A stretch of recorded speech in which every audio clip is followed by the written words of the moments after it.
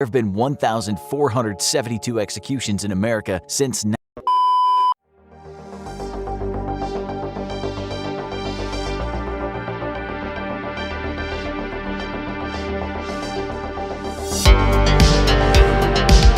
Requiem. Welcome back to Requiem Radio Season 3. With myself, we have my co-host, Hazy Dialects, and along with us are two guests, Omar and Dale. They will be discussing the events of online forgery, and for a particular individual named Ben, who was later confirmed to be Darko. So introductions across the board. Hazy, do you want to start us off? Hello everyone, it's Hazy Dialects, the co-host of Requiem Radio, and I appreciate you stopping by here to listen to another episode on Season 3. We brought two exceptional journalists who have done an extensive amount of work about the topic at hand, and they'll be speaking about their work they've done to document the particular individual in question, and they will be introducing themselves now. We have our journalists. Hi, my name's Dale Carruthers. I am an investigative journalist for the London Free Press. That's in London, Ontario. It's part of the Post Media newspaper chain. And I have been reporting on Darko Jovano since 2017. So about 7 years. Thank you for being on our show again. It's a pleasure and an honor to have you here with us today. Yeah, it's good to be on here. Thanks for having me on, guys. All right, and finally, we're going to go to a friend and our guest, Omar. Omar, do you care to give us an introduction?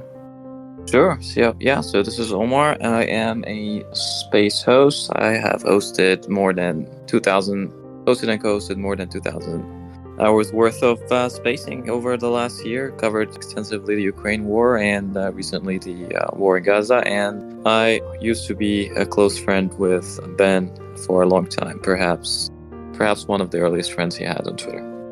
Myself included was one of those friends as well, but we'll get into that later of how the split off happened. But I want to start off with Dale. Dale, who is this figure that was going by the pseudonym of Ben and now we know as Darko? Could you give us a brief summary on him that we can expand upon?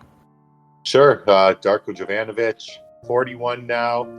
He has connections to southwestern Ontario. A little in the 2010s. A little after that, he turned up in the Windsor court system, where he was charged with various frauds related to impersonating a doctor.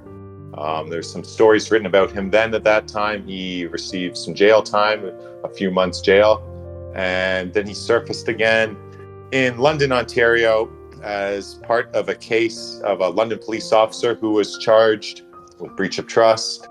And it turned out that Darko had conned him too, posing as a former Mossad agent, high-profile lawyer, really complicated, long con that he pulled off on this cop. And that's how he ended up on my radar.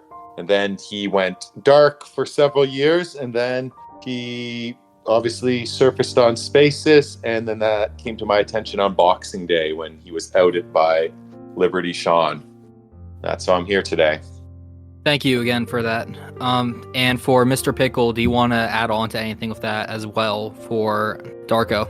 I think Dale probably was on his, he was on Dale's radar before. That being said, it was a close circle. He was part of it, also Sola, and he particularly came on scene on Twitter suddenly, in the middle of the Ukraine war, in a very unnatural fashion that looked suspicious to many, but nobody could put their finger on what was wrong. But everybody was asking questions until he was exposed after Mario Space. I was going to bring that up next. For people who don't know, Mario is an individual on Twitter who would arguably run some of the biggest spaces on the platform. He's had Elon Musk on it, and almost like a story of Icarus flying too close to the sun, you had the Ben figure, Darko, getting close ties and connections with Mario, who you could arguably is a powerful person in his connections, and was able to be not only a co-host, but a co-host when Elon Musk, Alex Jones, and a lot of other individuals on, and at the time, Vivek as well, who was running for president. But it's quite interesting, actually.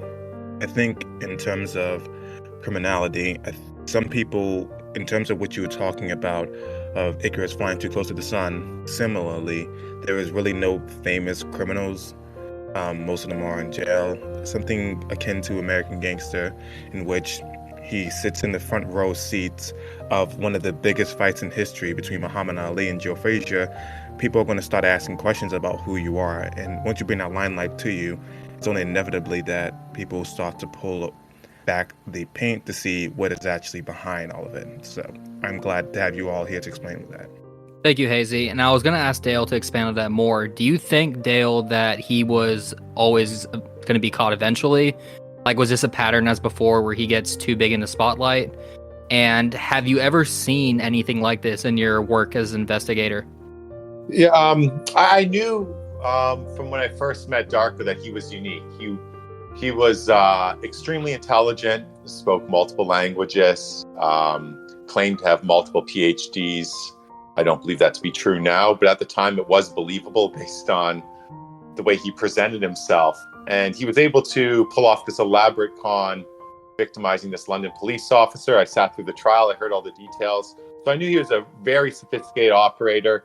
And I always wanted to do a big takeout on him from when we first met him to where he ended up. And I knew a new news hook would come along. I knew he'd come up again after he went dark. He went to jail for like 60 days, got convicted of a bunch of petty offenses when was that? That was in 2020. He was sentenced like 60 days in jail.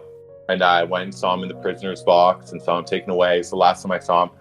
And I just had a feeling he would come back. And I knew it'd be in some sort of newsworthy way. I obviously couldn't have predicted that it'd be because he was co-hosting a space with Elon Musk and Andrew Tate and Alex Jones. But it's strangely believable in a weird way based on my interactions with him. And the internet and X Spaces really is perfectly suited for him because that's what he does. He talks to people, and he's a lot more convincing online or over the phone via text rather than in person. That's like his style. That's what he does because that's what he's always done. He's impersonated people, though he can be really convincing in person. But I think this was perfect opportunity for him to be whoever he wanted to be. And yeah, that's why we're all here. So not completely surprising, but the scope of it is kind of surprising just because, like you said, it was the largest X Spaces event ever. If I may expand on that, so when COVID hit, right, like, and people were at home, so it was much more hard for him to con in the real world. So it was a way for him to still interact with people. He also is a very social person. He did appear, in the late phases of COVID, not early. But that was one of the theories of why he started to shift, into the digital world, where, as he said, if you spoke to him, Sola, when his voice doesn't match with his face, that's something maybe Dan would expand on. But it is much easier to trust him with the way he talks because he really has a charm, when he's talking that you will not get if you see him. He also doesn't. He looks Serbian, to people who know how Serbian people look like. So it's hard to make all kinds of origin stories if people can see you. So I agree with. I just wanted to point that out. Thanks. To expand onto that as well, it was brought up earlier that he was impersonating, that he had IDF service and he was Mossad. Would either of you guys know, is there any confirmation in his ethnic origin? Because I've heard that he's Serbian, I've heard that he's Romanian, I've heard that he's actually an Israeli, just not as like what he's saying. Do we have any concrete information on this? Okay, the information I have is that he is not Israeli, and also, one second, my apologies. No, it's okay. So we know he's not Israeli. What I know is that he's not Israeli, and he is not related to any intelligence service there. That being said, the people we asked from the IDF said that it's illegal to ask. So you cannot go to the IDF and ask them, do you have someone who served here? Because it's against their national, it's a national security violation if they tell you. That being said, the ambassador to Romania, the ex-Israeli ambassador to Romania, confirmed that he was not part of the Serbian Jewish community. So he, for sure, was not born a Jew. He might have converted later or grew up about, around someone who was Jewish. But according to the Serbian community there, they didn't just say we don't know him. They said he is not part of the community. Thanks. Okay. Dale, would you want to expand on anything that was brought up so far? Yeah, I guess I've spoken the furthest back I found someone who knew him when he was a teenager in high school, and she believed him to be Jewish at the time. He lived with his mother and his grandmother, who she said were both practicing Jews, and Judaism was a big part of his identity at that point as a teenager. And that's as far back as I can trace it. So, I mean, I can't confirm for sure that he is in fact Jewish, but he was portraying himself to be Jewish, as was his mother and grandmother back in the 90s. So it's a good indicator that he probably is Jewish, is what I would say at this point. And do we have a record? I know you said earlier that he conned a police officer, but do we have any record of him doing anything like that earlier in his life? Like, was there a Before sign? that, the Holocaust survival story, Dan, I believe you covered that he was claiming his grandma is a Holocaust survivor, although she was born after the war. Is there anything more to that story? Yeah, it was his mother who he said was a Holocaust survivor, and she wasn't. She was born after the war. So that was kind of part of some of his cons. He had told people that before, including myself when I first met him.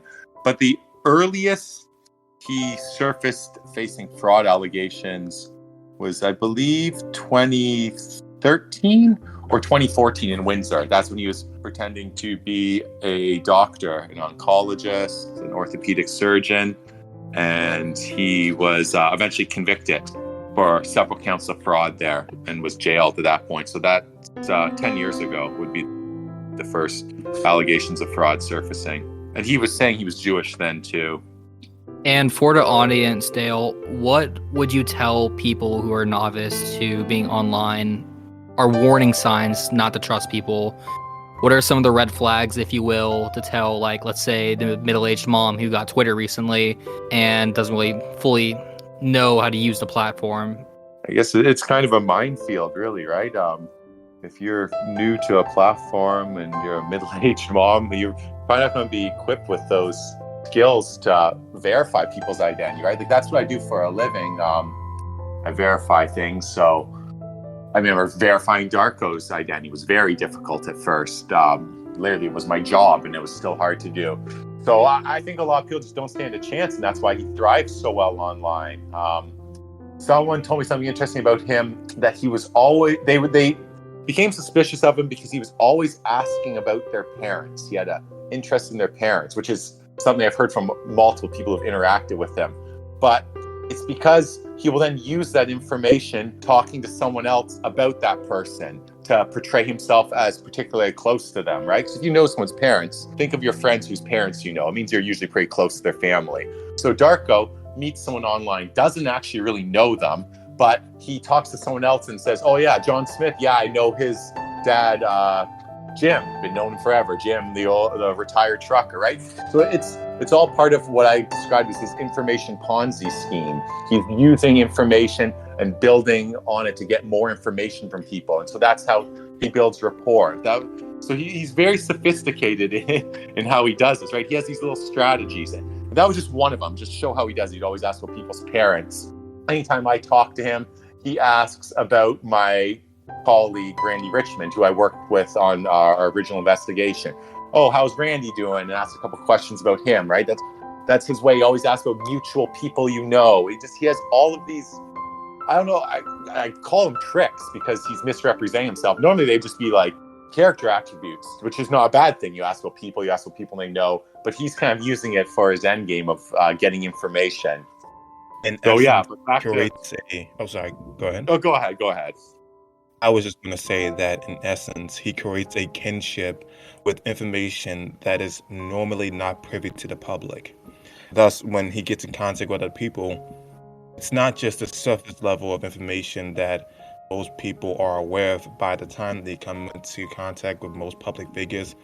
It's something so intimate, and usually people aren't accustomed to someone asking about their relatives or their kinfolk. So naturally, people will give you this information since it sounds extremely considerate. It sounds like the person's interested in knowing you as a person. However, Well, the day comes up. it was more of he's an information trader, and he believes in reciprocation. So he would, for example, call you, right, and have his camera on, and he would expect you to turn the camera on, in return, right? He wouldn't ask you first, can I turn my camera on, right? He would tell you, oh, you know what, I know this about that person. And usually what people would do is they would reciprocate and tell him, some information that they believe is also valuable, so that they can get more valuable information from him. And he would go around and through thousands of hours that he dedicated to his whatever he was doing, of collecting information from here, going to that person, saying this person's saying this about you, and I know this about that person. And in many cases, he would think of a possible scenario, and he would communicate that to you. And so, for example, let's say he suspects someone of working for, the British government, right? Now, he's not sure, right? But he would say, you know what, people who speak the language you talk and went to that place, you probably worked at, such and such location, which is like their address, the MI6 address or something in England, right? And then the person would say, no, I actually wasn't. I was actually in the Royal Navy. So he would fill those gaps in his information by making false claims that he knows might or might not be true. But when you correct it, you give him the actual correct information. He did that with me personally multiple times. Because he would just make random stuff that, you would be like, no, hold on, I'm actually not that, but I'm this, right? And basically he was an information addict, among other things, and he was trading in it. It was his currency. Money was another thing, but his real currency is data and information on people. Yeah, and I think in some cases that might be seen as someone leveraging vulnerability to force somebody into doing something they might have not done otherwise. I wanted to ask you a question that felt pertinent to the expose that has occurred with this particular individual. Are we in any capacity aware of where he is currently? I would say he's in Canada. I would speculate that he's in the Ottawa region, which is the capital of Canada. Are you familiar at all if the authorities have been brought attention to what he's been doing at all, and if he's currently being looked for? I have not heard they are. Police in Canada have a policy of not confirming or denying an active investigation, but I would think there'd be very little chance that he'd be under investigation by police because, what has he done? What's his most recent thing? He lied about who he was on Twitter. There'd be so many people who do that. Obviously, impersonating a lawyer is a crime, and saying you work for the DOJ is probably a crime in the US, but in Canada, it wouldn't land on police radar here. So there's not really any main laws in regards to impersonating for Canada, because I've heard him, I'm sure all of us heard him say he's a man of many different things. He's like, oh, I've done this, where now we know all of that's been lies. There wouldn't be any legal repercussion for any of those. It would be illegal to impersonate a lawyer if you were representing yourself as a lawyer or offering legal advice or something like that. But it'd be like you meet someone in a bar and say you're a lawyer. That there's going to be no legal repercussions for that. And that's essentially what he did. It wasn't like he was acting as a lawyer without having a license to practice law. He was just talking, saying he was a lawyer. So he's adamant he didn't break any laws. So he studied the law pretty well, and he knows exactly where to stop right before you go, into the threshold. That being said, I know at least of one occasion where he did cross. But, that's, if you want to expand on it, that's fine. If not, it's okay. We could rotate back to that later because I'm aware that Dale has to be leaving soon. Dale, I got 10 minutes, so I can talk for another 10 minutes on anything you guys want. Yeah, I was going to ask you, Dale, in regards to the questions we can ask you now, what is something you feel should be pivotal for the audience to know that we have not asked you yet? What is some information? where are you at currently with the investigation? Are you have any plans for future? Any questions related to that? Yeah. I guess I'll just mention, like, even how Darko came into my circle is that I report on policing issues, police accountability. So it was 2017, a London officer, Achille Carrado, was charged with breach of trust. And I reported on it. And I got a call from an unknown number. And it was Darko. Of course, he didn't identify himself at the time. And he said he had information on the case that I'd be interested in.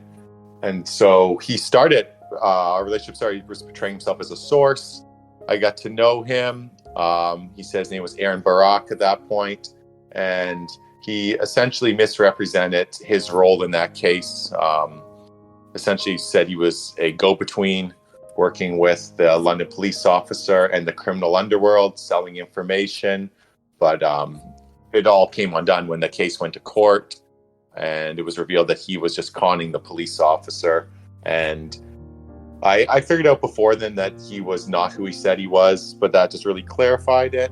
And that kind of cemented that I really wanted to follow this guy and see what happened to him. As I mentioned before, I caught up with him again in 2020 when he was jailed on some minor offenses.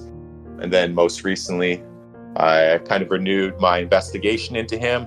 So myself and my colleague, we are working on a longer form investigation into him, tracing back as far as we can go. Like I said, I found someone who has spoke to me in depth about knowing him very well as a teenager.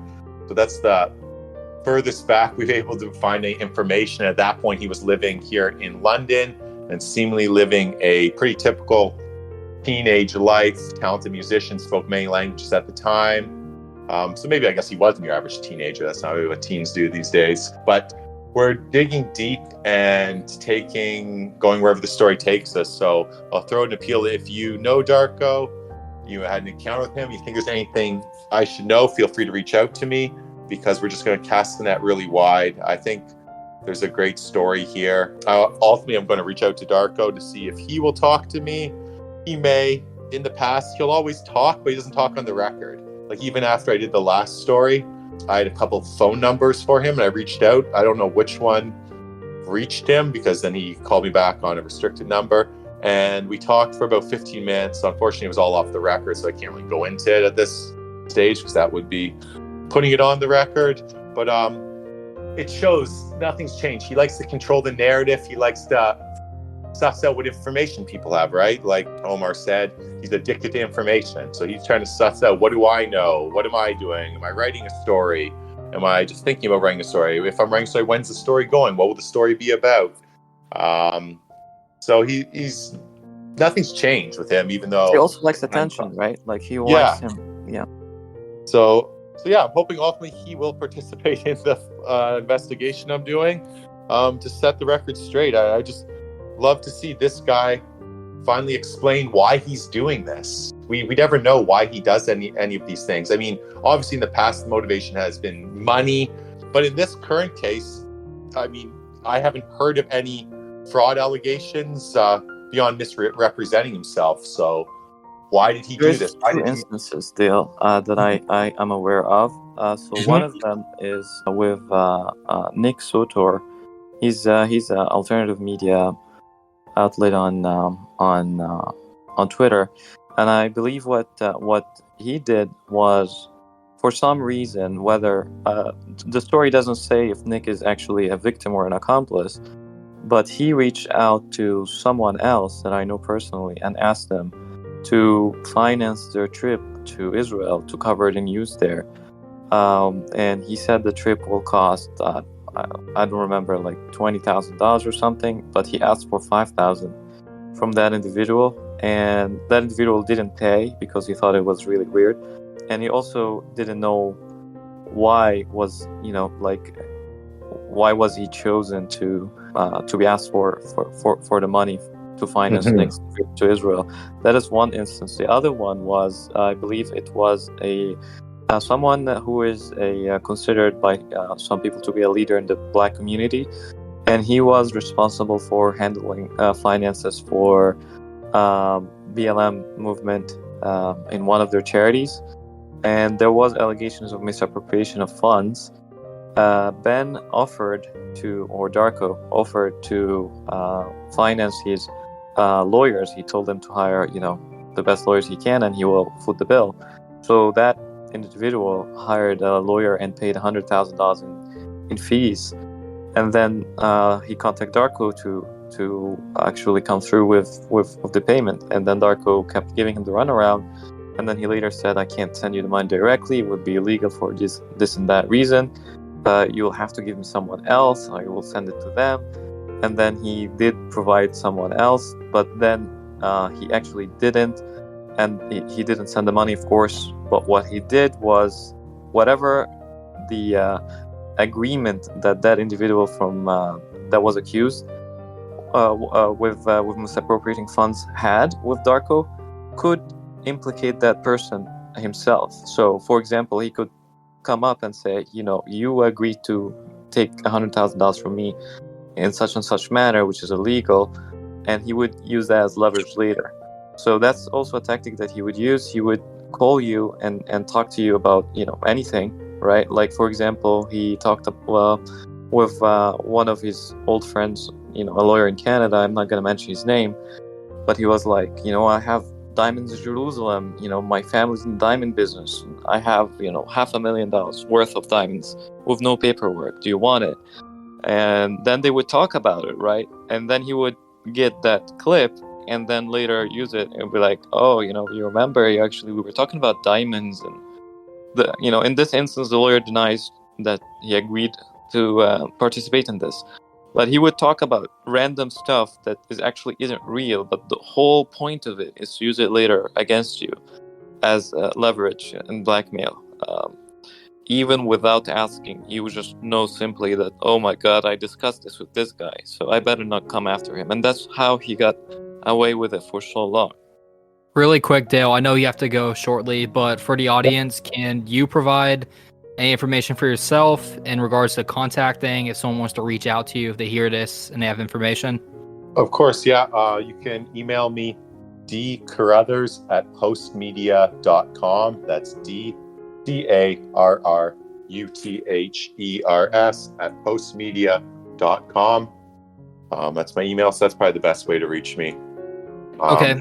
They're great. Like I said, I'm looking for anyone who has interacted with him, especially people who have interacted with him prior to the last 2 years. Yeah.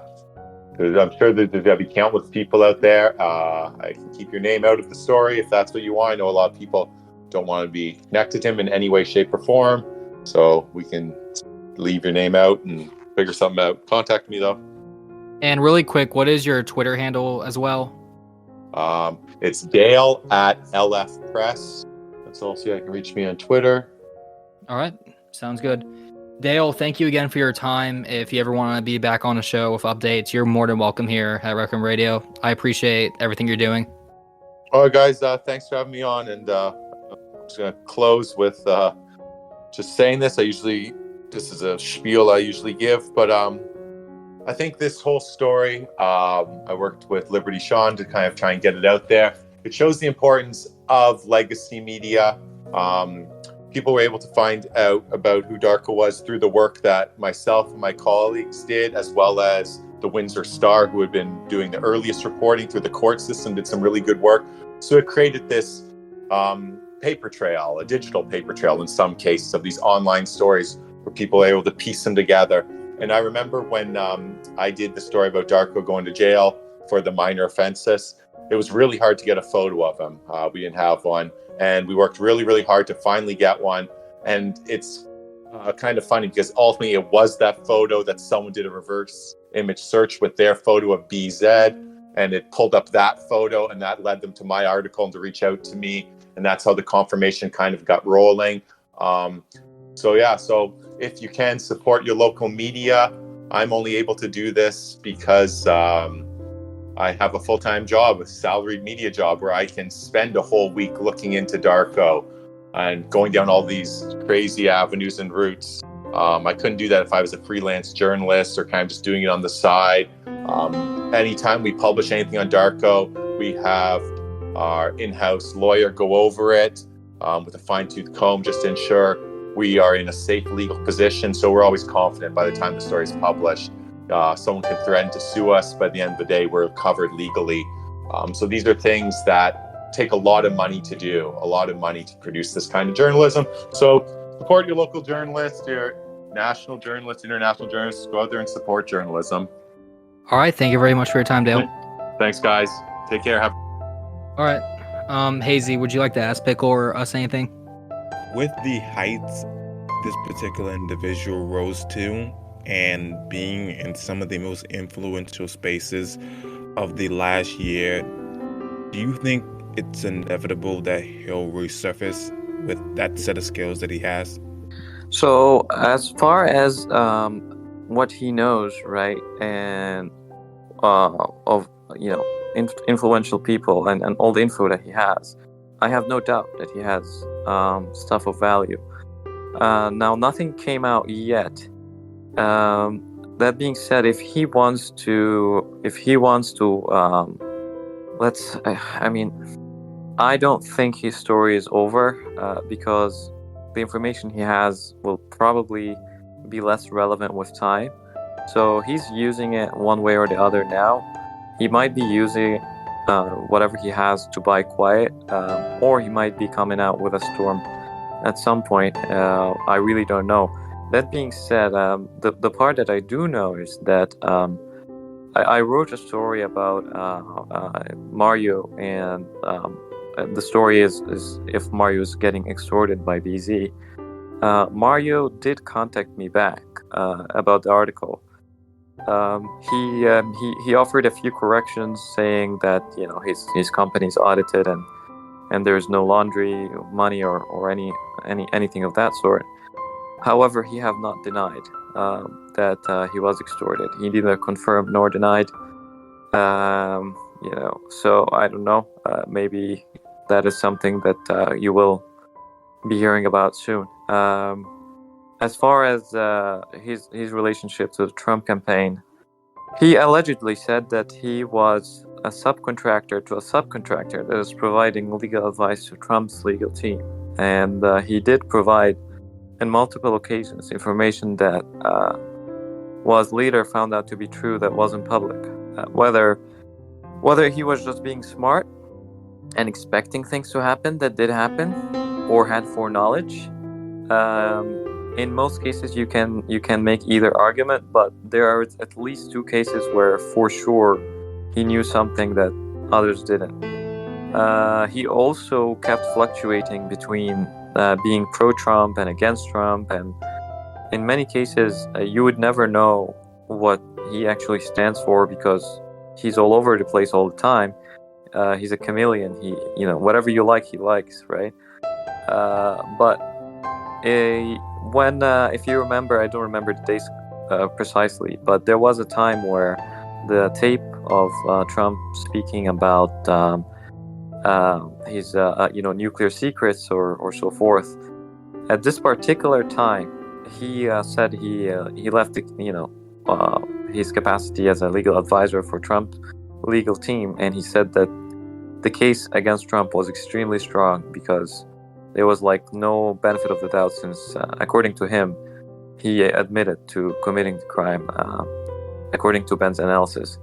And another thing that, I know many people who are probably listening are not familiar, but Ben was speaking to actual real lawyers all the time on Twitter, and none of them questioned him. In fact, some of them would ask him for advice. And he was on Mario Spaces with tens of thousands of people sometimes. I believe they had at some point 30,000 people, or maybe more. In Elon Spaces, 100,000 at a single time. But anyway, nobody, literally zero, no lawyer questioned his credentials as at least his knowledge of the law. That tells you how good he was. And I know that we all know that, but probably people listening are not aware.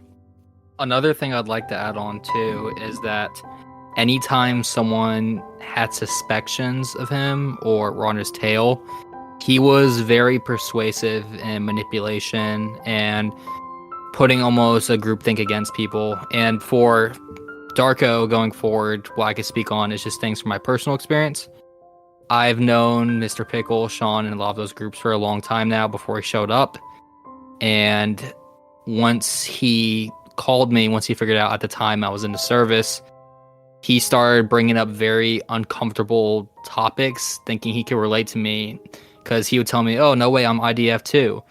And I recall very vividly him saying to me how him and the boys would laugh at, shooting children across the border, thinking it was like a funny game, basically. And when he said that, I told him, like, don't talk to me, it's disgusting.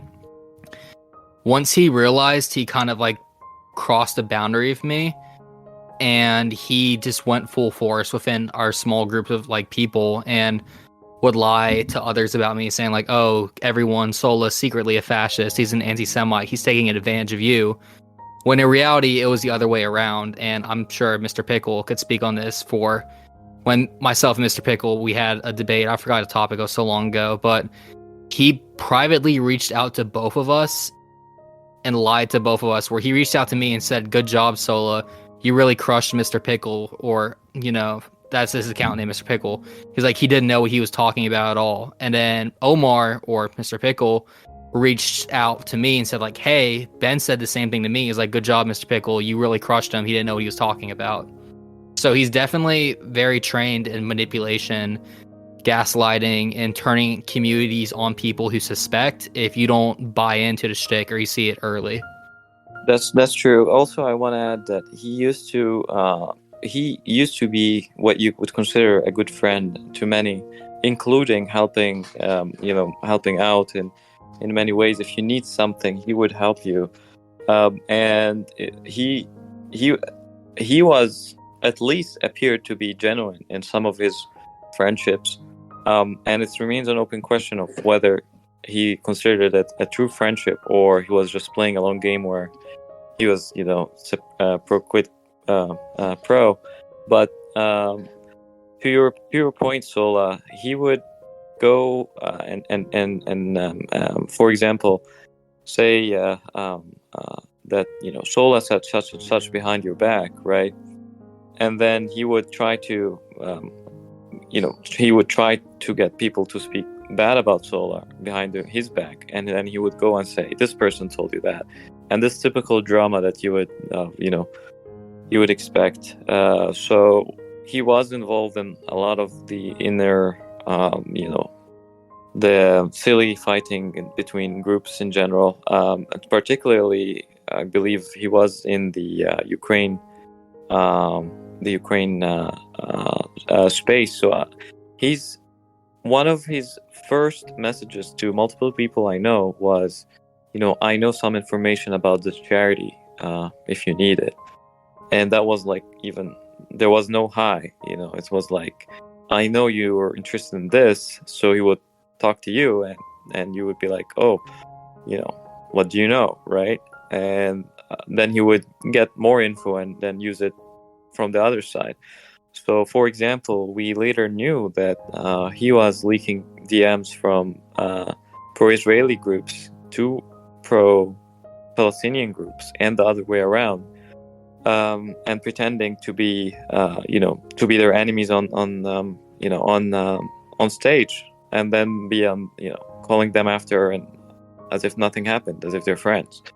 Of course, they all knew later that he was doing that to everyone, and that came out suddenly. It was unfortunate because it was a divide and conquer strategy, and when his whole scam fell apart, people were realizing, and Sean's not able to make it today, but he ended up reaching out to me and says like, hey, before, he went public with it, he just told me like, look, Ben is, or Darko's X, Y, and Z. And I straight up told him, I'm like, yes, I've known this the whole time. I've been telling all of you guys, but you didn't listen to me. You chose him over me.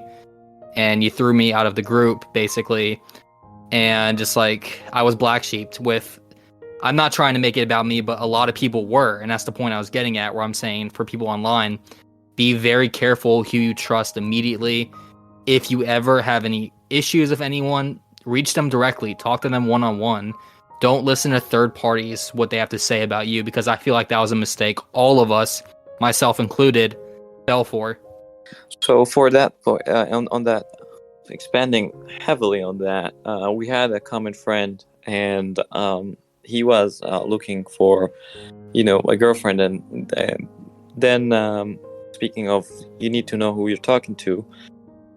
It appeared that Ben or Darko sent that friend or created a profile of a fake, very good-looking young lady, and said that she's his neighbor from Israel, and they grew up together, and that she want to be his friend, blah blah blah.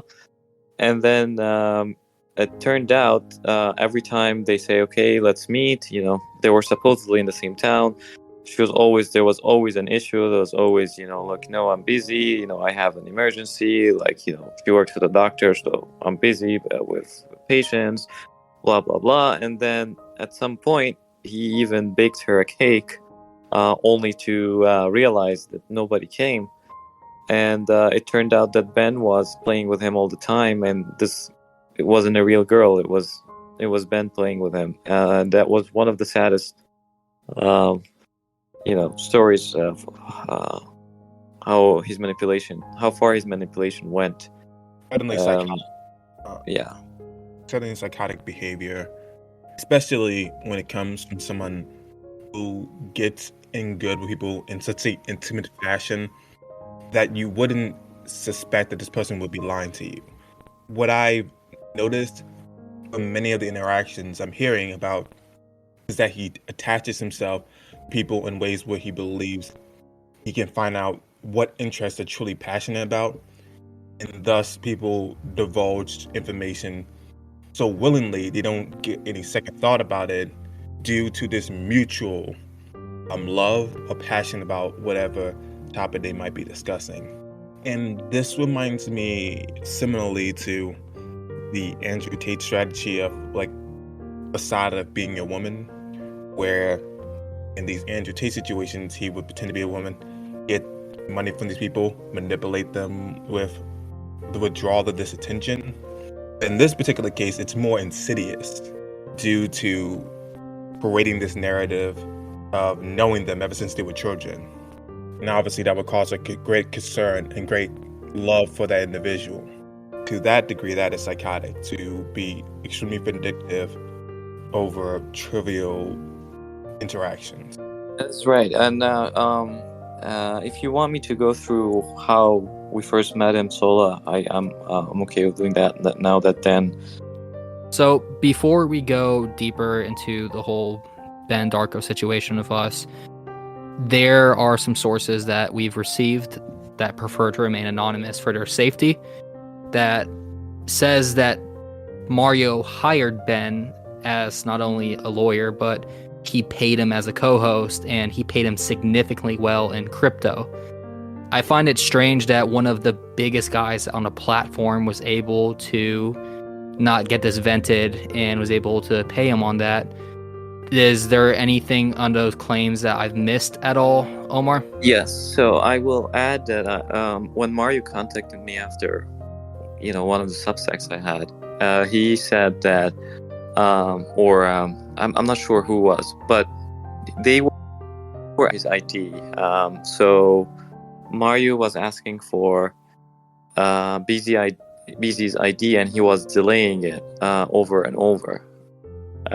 So according to them, actually according to someone who's related to Mario, they tried to vet him, but BZ kept delaying that.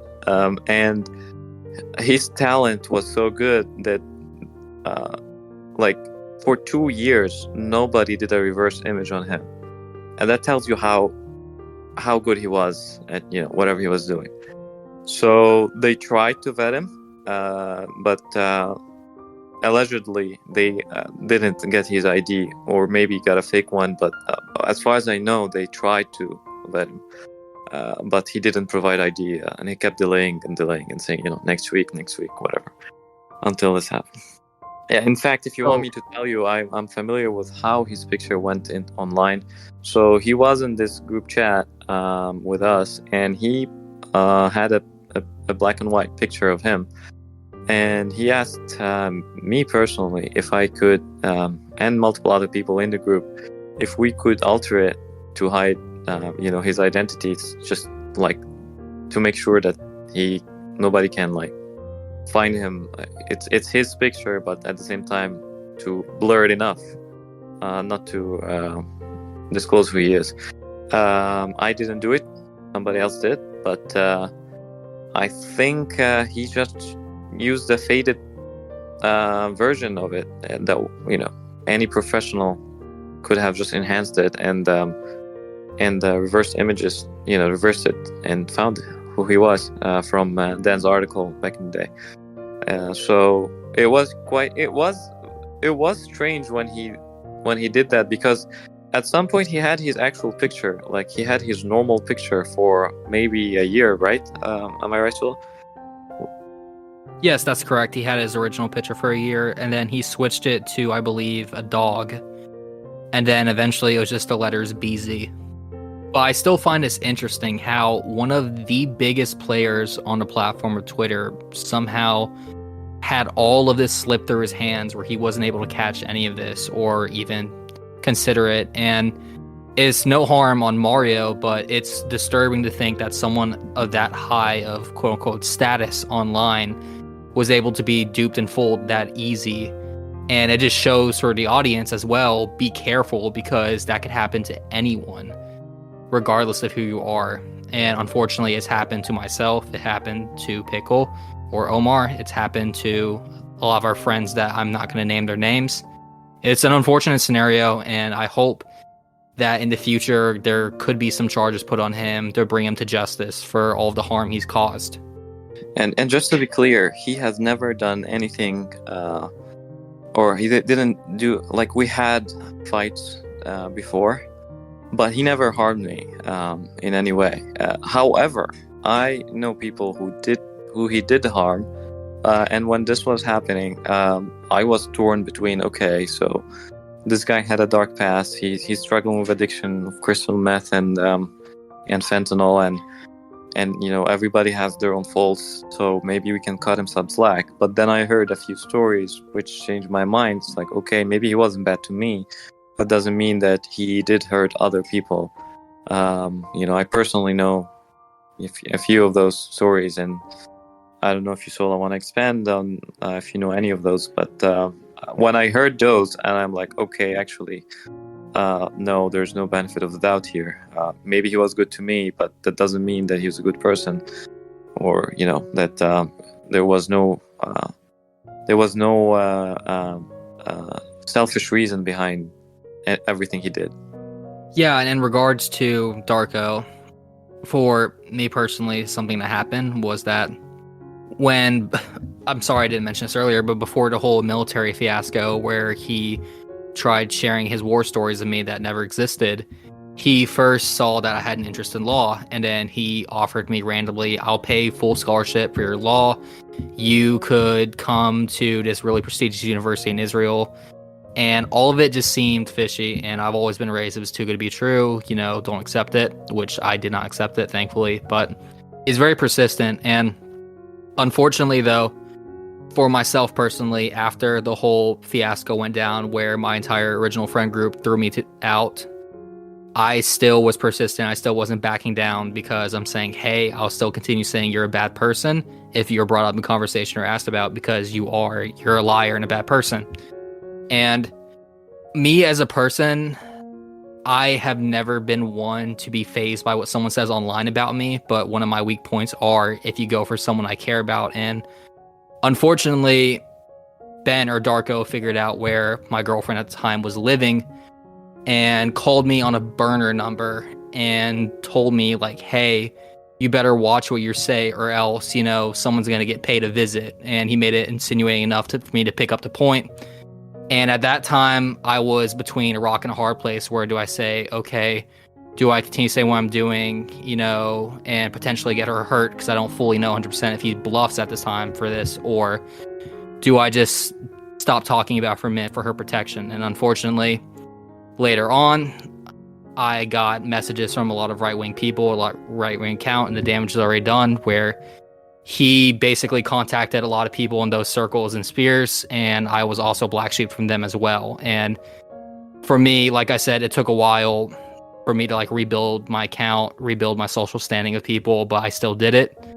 And it feels almost like poetic justice at this point, watching the entire empire he's built crumble before him. And I try to stay professional as I can, but I'm not going to lie, I do have a personal vendetta in this, and that's why I've been honed in on this whole situation that's going on. Because to me, this isn't just another podcast episode, this is personal.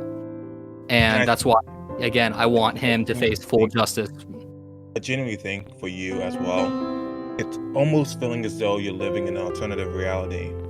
Knowing somebody, at least in terms of intuition, there's something wrong or dubious about the behavior and character, then proceed to be ostracized, threatened on the low, and even with somebody with a certain level of separation with everything that was going on, the hesitancy for this person who was threatened to even want to involve themselves publicly in any capacity definitely showed how severe his behavior and conduct was in terms of threatening you, in terms of threatening people you were with at the time.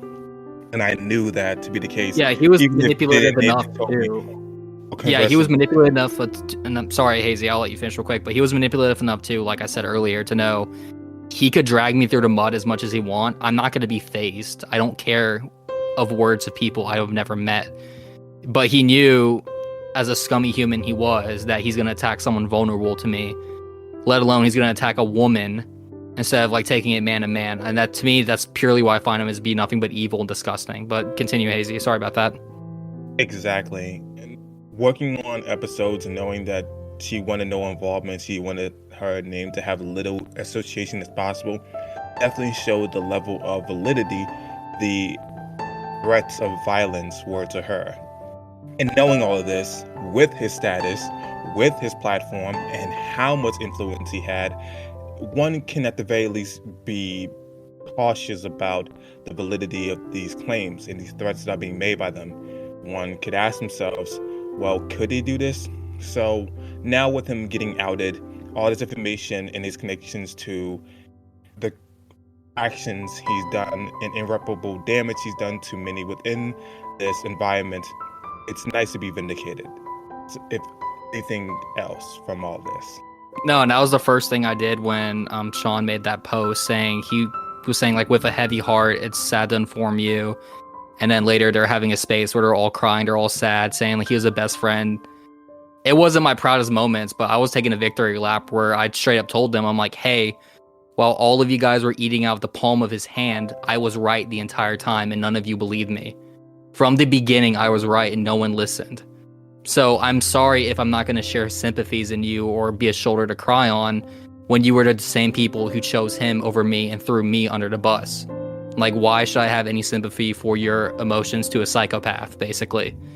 That's how I felt for a lot of this situation. But like I said, it wasn't my proudest moment, and I'm trying to move past that. And I'm hoping after this podcast episode, maybe if Sean himself would like to be on one, if he's listening, that could be the nail in the coffin and the end of it all.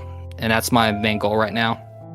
But Omar, do you want to comment on anything as well? Yeah, so if you, I know that this will be edited, and so I believe if you want me to go through the timeline in detail from the beginning, I can do that. Yeah, let's go ahead and do that. Okay. Noah, make sure you edit that like time segment out. All right, 5, 4, 3, 2. But going on to that, Omar, you have been involved in the beginning as well.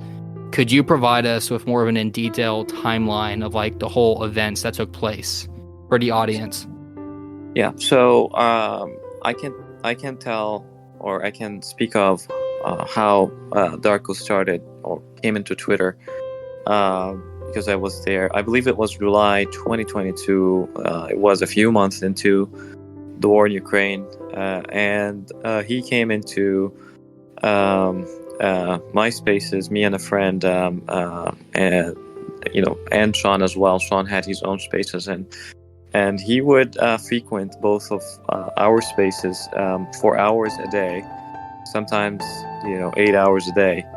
And what struck us about his entry, that he liked, a few things we observed, that he liked to hear himself talk a lot. He likes to control the conversation. He also was obsessed with talking about his internal Israeli politics when it wasn't something that was hot at that time. There was no hot war at that moment, and it sounded, or it looked very unnatural that whatever we were discussing, we end up, if Ben is in a space, we end up talking about Israel in about 10 minutes. It was a joke between me and, and I don't know if it's okay to mention my friend's name. I will leave it out since I didn't ask him. But it was a joke that, okay, in 9 minutes we will be talking about the Likud party, or Ben Javir, and he had this very, he had this obsession with this term "go to Syria," which is, one of Ben Javir's, one-liners that he likes to use. He was obsessed with this word to an extent that is very hard to think of as normal. Anyway, he starts forming friendships with us and with people he meets. With time, he was gravitating towards either pro-Ukraine spaces, or spaces about the Ukrainian war in general, or spaces discussing Trump's indictments and various legal troubles, which we all know there is no shortage of. And I believe that might have been how he met Sean, but Sean can speak to how he met him. And in general, people started to listen to him when it came to his knowledge of the law, of the U.S. law, because he was claiming to be a federal prosecutor in SDNY, Southern District of New York, not as a lawyer, as a prosecutor. And he claimed to have prosecuted, certain cases, and he would talk about those cases in length. Turned out that he was just copying, somebody's else, whatever they were saying, and claiming that he was him. And I will later mention how that transpired in the recent war. But anyway, his spaces started to grow, and he has started to hold spaces of his own. People started to join. They liked the way he was talking. He was charming. He was smart. He spoke Slovenian. He spoke Hebrew. He spoke Hebrew very proficiently. According to many people now, not on a native level, but on a level that, you couldn't, if somebody told you this guy grew up in Israel, there will be 50% of people tell you yes, 50% of people tell you no. That's how good it was. He spoke conversational, Serbian. I think he spoke native Serbian. He spoke Slovenian. He spoke Russian. He spoke a little bit. He knew Russian songs and folklore and stuff that only someone who grew up, in a Soviet country would know. I still don't know how he does. He knew very well the Serbian Bosnian Civil War. He knew details that people from there would tell you that only someone who grew up here would know this. Whether that's true or not, at this point, according to what Dan said, that he was a teenager in Canada. I don't know if he moved from, Serbia to Canada at that time, but according to people from Serbia, he knew stuff that only someone who grew up there would know. And for people who also don't know, Darko is a Serbian Bosnian name. And in any case, so he kept building up relationships. It was one of Mario's spaces about Trump. I don't remember which indictment was it. Or it was something related to, I think it was a BLM case. And Mario got contacted by someone else telling him, there's this guy, Ben, requesting the mic, and he's a lawyer. I vouch for him. He's really good, right? So he spoke, and he mesmerized everyone. And whatever advice he gave turned out to actually be true later. And from that point on, he was on every single Mario space related to either Trump or a legal matter. He was the co-host on a lot of the pro-Israel spaces, whether inside of Mario, whether with Mario or without Mario. So Mario holds a space that is not necessarily pro anything, it's just discussing the situation. But he had his own pro-Israel spaces by himself, including a few times where he was a speaker in the IDF own space. I believe every single one of them. And they said they knew him. He said they know them. Turned out later that it was all a lie. And that tells you how good he was. In any case, throughout all of this, he was collecting information from all parties and giving what he needed to do, or doing whatever he needed to do to collect, compromise and compromising information on people, and gossiping in general and back channels and so on.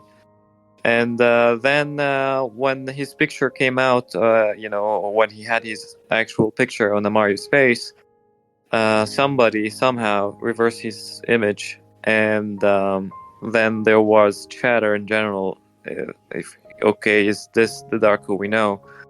That later, as Dan will say, or will elaborate on, was convicted with multiple fraud crimes, throughout his career as a fraudster. I believe, I'm not sure, if anybody knows if he ever had a job. Nobody could trace any job that Ben ever had in his life so far. Yeah, and something I found really weird is how he'd always tried to flaunt or boast of power, people in positions of authority. Now we know he doesn't, but I always found that was a weird thing where it's like no one really asked and he's bringing it up. And I remember one of the weirdest things too, he'd always talk about he was a multimillionaire. And I always wondered to question what multimillionaire spends 8 to 10 hours a day on Twitter spaces with random people. And there are signs like that I saw that I was very hesitant on. But he actually said he's worth $33 million, and I was wondering, that is a really weird thing to do if you're a lawyer, to go online and say how much you have. So we called him sloppy Ben at some point, because he was making mistakes. For example, he claimed to be a trained Mossad agent that assassinated Hamas leaders, right? And had clandestine operations in Ukraine and Russia, because he speaks the language, and according to him, he's really pretty and he looks, again, his words, not mine. He's like, I look Eastern European, and so I could slip inside and make clandestine operations. And that's something you notice among psychopaths in general, especially serial killers, where if they don't get caught after a while, they'll continue to embellish and embolden to lie more and more and more. Almost like, as I said at the beginning of the podcast, Icarus flying too close to the sun, where it's like he wanted to get caught eventually. Like he wanted the gig to be up, but I don't think he expected so many people to catch on to him so soon and talk about it and expose him on this. But lying to some degree is similar to kleptomaniacs, in which it isn't enough to simply steal something. One must escalate and higher the likelihood of danger or obstacles in a way, or the value of what they're doing. Comparatively, with being a compulsive liar, the narratives become more intricate, more elaborate, and it can be advantageous for one to find more complexities within them. And that addiction in and of itself of amassing an audience through this fabrication is what was occurring to me, at least. Somebody look from the outside looking in, that desire to continuously weave more stories and to have the masses all over you. Because similarly, when it comes to lying, there's an endorphin rush. There is a enjoyment to some degree that you did something that you shouldn't have done, but you got away with it, and you want to ride a line more thinly. It's not just getting away with something that is easy to lie about. It's more about how high can I take this before someone starts to question what's behind the mirror. Right. If you think of Ben, or Darko or Aaron, BZ, whatever his real name is, he's an artist. That's why they call it a con artist. So Ben doesn't look for the easiest con and go for it, right? He looks for the hardest, most artistic, scheme or lie, and I think he finds it a way to self-validate himself that I am not a lawyer, but I'm better than lawyers because I can fool lawyers into think I am one, and I can actually even be better. I can trick if there's like an ultimate lawyer, compared to me, is nothing because I can go, and have figures of 8 around them with my knowledge without even going to a school. So what kind of thief thinks of going and stealing money from the police department? It's not like your first choice, right? It would be something that you're giving yourself a message like, I am capable of conning the Ontario, or I think it was the Ontario Police Department. I will make them pay for me to steal their data and perhaps provide it to the mob, which is, I believe, and not just that, I will get away with it, and the person I scammed will be on house arrest for 4 years or 3 years. I think he's getting out soon. So that is not someone only motivated by money. He's an artist, a con artist. He designs the most elaborate cons you can think of, pulls it off, studied the law to know how to break it, and gets away with it continuously. And I believe he had more than 100 charges and get convicted for 3, and spent 3 months here and there, whatever. But it's also a good reason why he's in Canada, because Canada has revolving door policy when it comes to criminal activity. Also, for people who don't know, the area he lived at in Windsor is in the border with Michigan, and that area has Michigan is considered to be the second Serbia because it has more Serbs than Belgrade, which is the capital of Serbia. So he lived in that area. It's a very common area to live if you're Serbian, and specifically if you're in the Serbian mob, which, according to him, is one of the most vicious and strong mobs in Chicago and that area, Michigan. Well, Hazy, are there any questions you want to ask in regards to Darko or BZ? Not anything in particular comes to mind. However, I want to really seal the deal on what we were talking about earlier. I think when most people notice something interesting about someone like Darko is comparatively, we can look at stories like The Wolf of Wall Street, a successful business that was built off of lies, scheming, and more lies. Scorsese does a great job of showing how much of an addiction it is to reach newer heights, despite the fraudulent nature these assets are ascertained in. It is not enough for them to just have a comfortable living to be secure forever. And even the biggest of mob bosses don't just simply stop at being able to give generational wealth. It's doing it for as long as they can do it. Most of these people are trying to do it for as long as they can to see if there's a potential of getting caught. That is a facet of how addictive it is to do it. So I thought that was worth mentioning on top of everything you had illustrated. Yeah, it's also a catch me if you can story. I would say it's pretty close to that, if not even more crazy.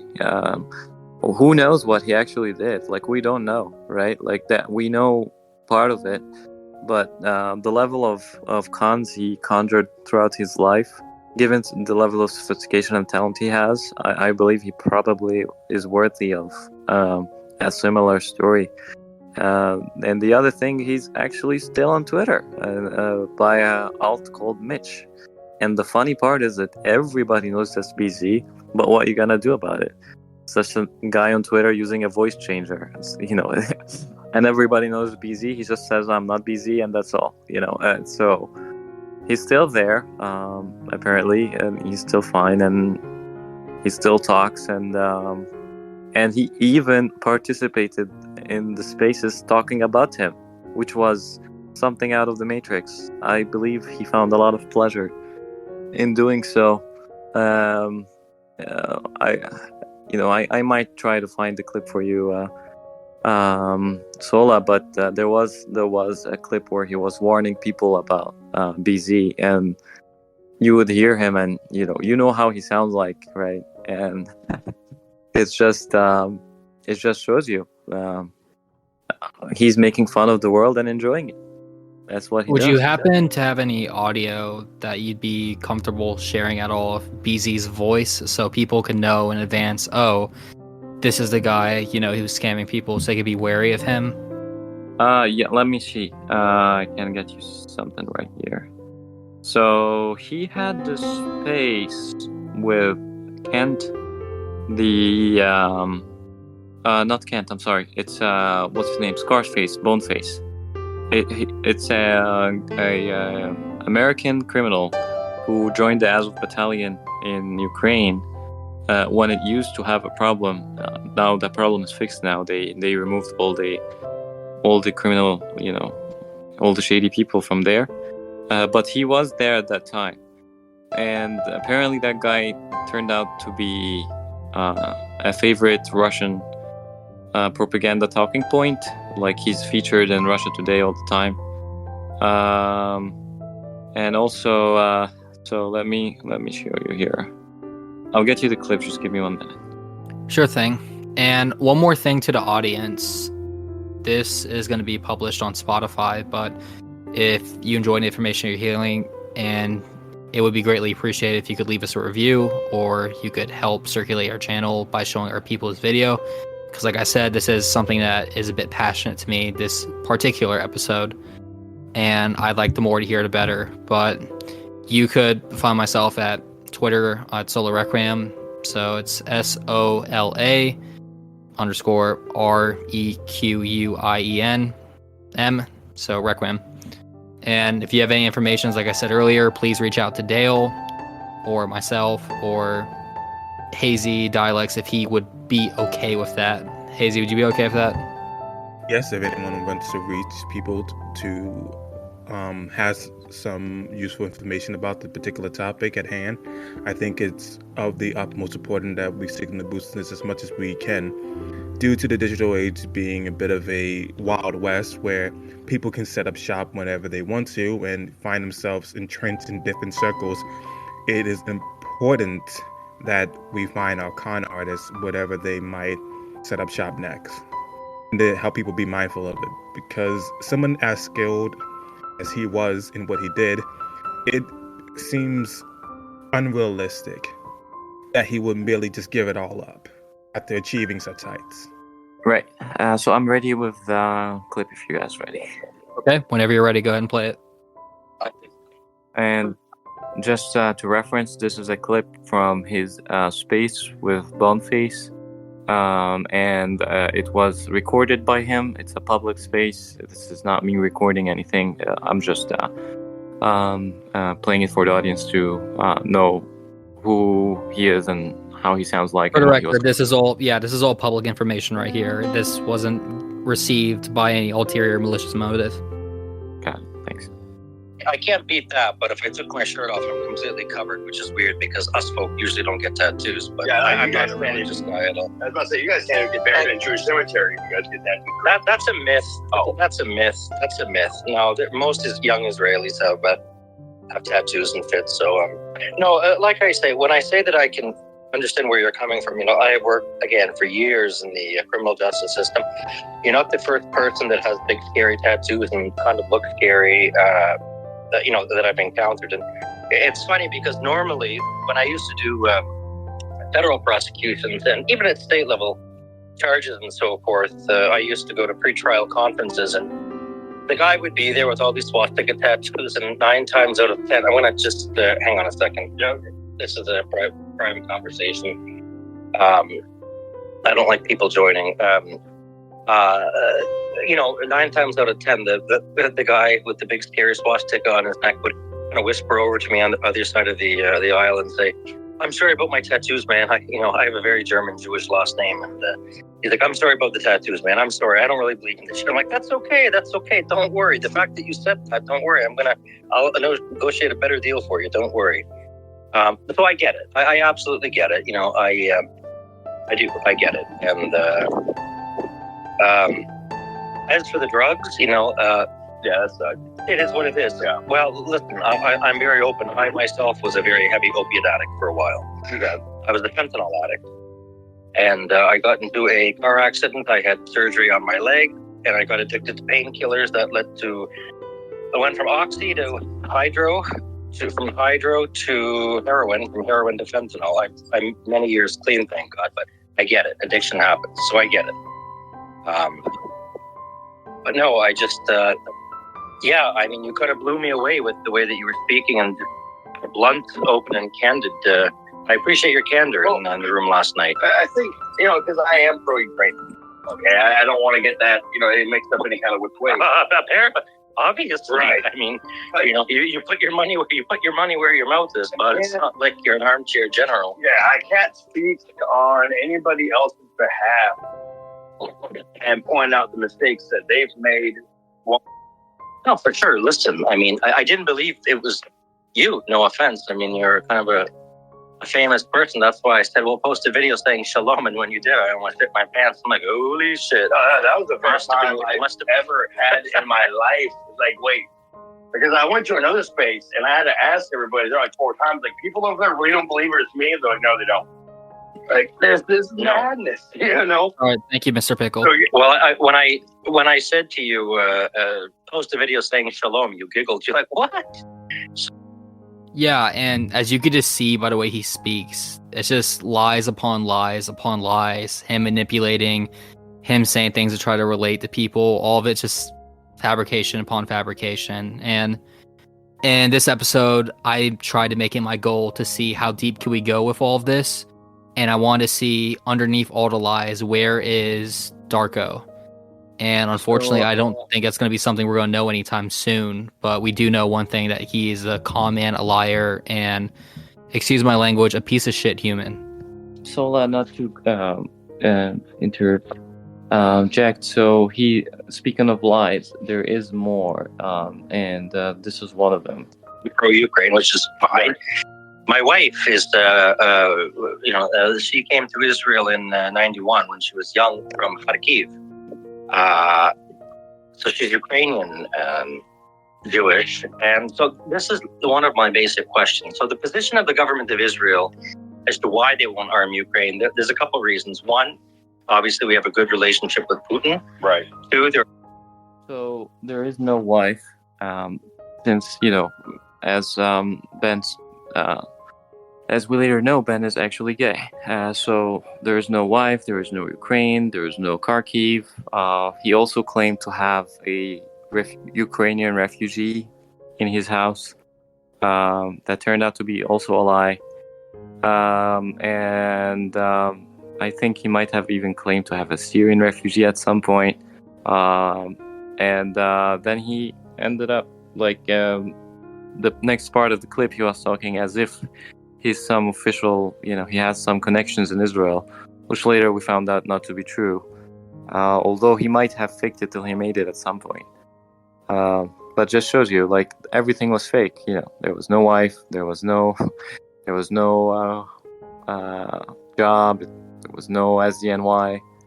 He built an entire life of lies, and it's not something that is easy. It's like his talent is very unique. There is why you gotta be careful about people like that, especially on social media.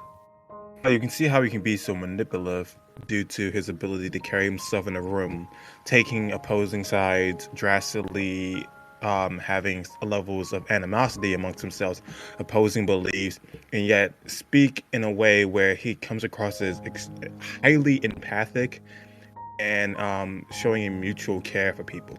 And I think that's something often discussed as having been divorced of political discourse. And I think that's something that is very, very insidious about his nature, that there's this highly expressive level of empathy and understanding that comes from his decorum, how he speaks, his mannerisms, how he talks about Nazis and tattoos and belief systems, and how he immediately describes himself as being very understanding and not want to jump to conclusions, and how he uses that to exploit people to gain their trust. So there is more lies, including he's lying also about his age, as you will see here in his military service. 46. So you're going back in time quite a ways when cybersecurity wasn't really a thing. Right. No, because you've been up front. people didn't put IP addresses on the refrigerators yet. No, and you've been up front with me. So no, I was in again combat infantry, but I speak a lot of languages. And I sent you a picture. I look pretty European. I don't look like the typical Jew. I look Czech or something, I'm told. No, I would have. And so I was. Yeah, I was able to enter into Eastern European countries because I speak the language on a different passport, and not arousal, no suspicion of being an Israeli or being this or being that. So it was interesting. But no. So what's your take on this conflict? Well, it's like this. Being on both sides of the fence on this, I noticed that a lot of this had to do with, the EU and NATO kind of meddling in Ukrainian affairs. And it's like trying to differentiate between the people of Ukraine. In any case, so in other parts of the clip, not to bore you, he claims to have been 7 years in the army, and he was first in, military intelligence, and then clandestine operations, and a whole facade of lies that was so elaborate. Little people, or everybody. If you ask everyone now, they're like, "Yeah, I always suspected him," but nobody actually did. It's just hindsight. So. As I think, as a closing statement, if we're closing, never trust anyone online with anything that you will not be comfortable with being known anyway.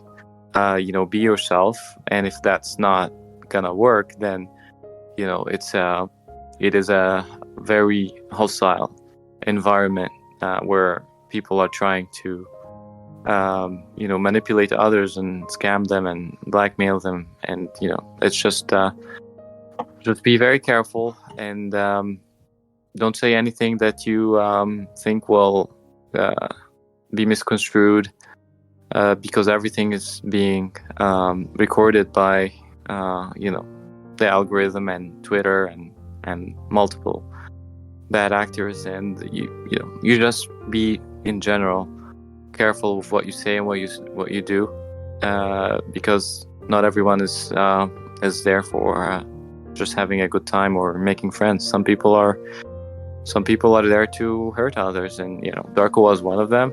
And the problem of those people is that they are really good at what they do, so they will be the last ones you suspect. So just be careful in general.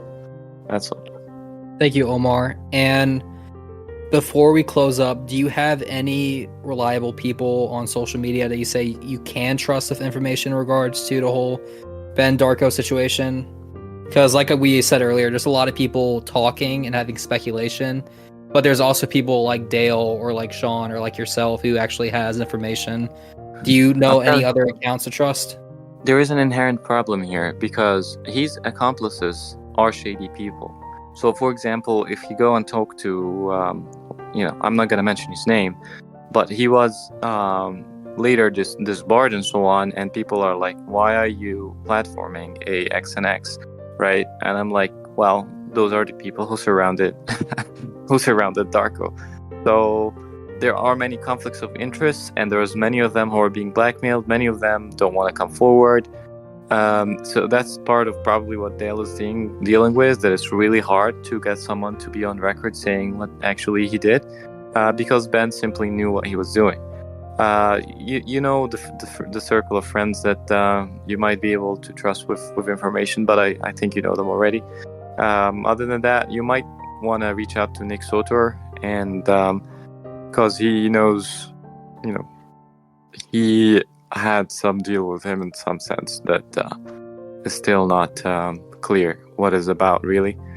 Along with a lot of the people who were in general covering the Trump indictment. I think you can talk to what's his name, Professor. I think his handle is simply Professor. It's a very big account. Anyway, so yeah, look, he knew everyone on Twitter that is worthy of knowing. He was not just going randomly speaking to people unless he was really bored. So everybody will tell you something, but nobody will go on record and say it, unfortunately. So, he knew what he's doing, and that's all. So, that being said, I think he flew close to the sun. He might have known this will be his end, then he accepted it, and he might have been right about it, because you can say it was worth it. He did make it to the top until, he dropped. So, Right. And he might get away with it. It's a chance. There is a chance everything that he did means nothing. That's possible. All right, thank you, Omar. And Hazy, do you have any closing comments you want to share your thoughts at all? I would say the following to everyone online. Most people aren't investigative journalists. Most people aren't people with the most highest levels of skepticism. However, I would ask of you to look at the constant inundation of information that happens on the internet every day, and know that your ability to vet this information comes down to who you can trust. And if you hold a higher bar for that, then there's a higher level of ease in which that information becomes digestible. Be mindful and highly critical of those individuals, because the latter is insanely impractical. So you must ensure that the former is highly optimal for you in this digital age. And take care for everyone who's watching this episode, and be mindful of those who you share your secrets with online. And for my closing comments, I'll just repeat one last time. If you have any information, feel free to reach out to myself, to Hazy, to Omar, or Mr. Pickle on Twitter, or Dale, or any of our people that are accountable and trustworthy. But for the audience listening, thank you for tuning in to another episode of Requiem Radio. And I would like to close with one final message in case Ben or Darko is listening to this, whatever his name is. But the Lord laughs at the wicked, for he sees that their day is coming. Psalms 37:13. Wherever you are, Darko, don't think you got away for this. People are going to remember, and justice is going to be served. That'll be all from me. You've heard it all. See you next time. Before you go, I just wanted to have another message to Darko. If he's listening, I want to thank him for the times he was being good to me. I would just not forgive him for one thing, which is that I will never know who is a true friend now, thanks to him. All right, thank you. All right, Hazy, go ahead and cut the recording. Hazy, can you cut the recording?